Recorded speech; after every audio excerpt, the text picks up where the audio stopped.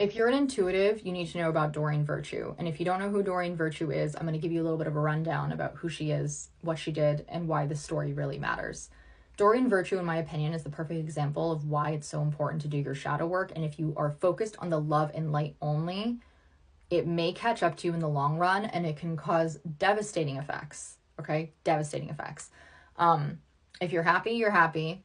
We don't fully know for sure, but I think that it's a pretty interesting situation by which she is on YouTube constantly criticizing different sects of Christianity.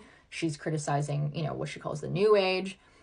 She calls it demonic. And one thing that I noticed in her testimony video when she was talking about her story about how she ended up leaving New Age, came down to this card, the Devil.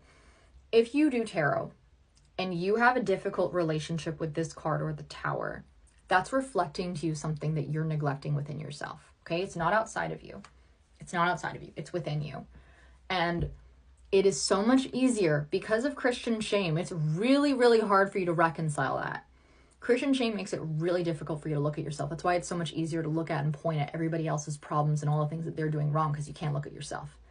The principle of shadow work identifies that it's safer for you to look at the bad things about you, bad, because I don't really believe in bad, because you can see it in other people. And when you don't have a positive relationship to the Devil card, because every card in the tarot is neutral, this is reflecting to you what's going on within. This is an archetype. This is not a fact. This is an archetype. And the archetype reveals to you certain things that, you need to work on. The Devil is a card of vices. It can have to do with obsession. It can have to do with heavy rumination. It can have to do with lust and just kind of certain attitudes and behaviors that are actually not so beneficial to you and maybe harming not just you, but also the people around you in the way that you are showing up. Okay? If you're constantly looking at the tarot as something to do with seeing other people and what other people are up to and what other people are doing, you're not looking at yourself.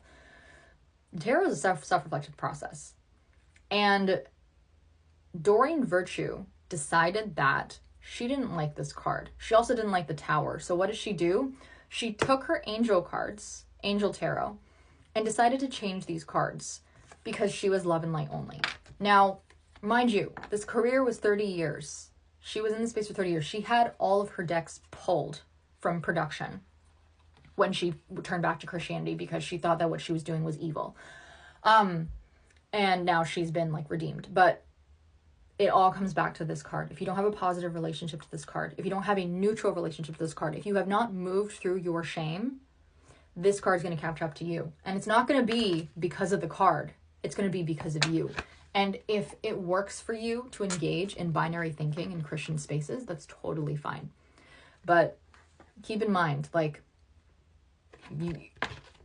you don't necessarily have to be judging everybody else around you. You can really just look at the ways by which you can use other people as mirrors to reflect what's going on within you.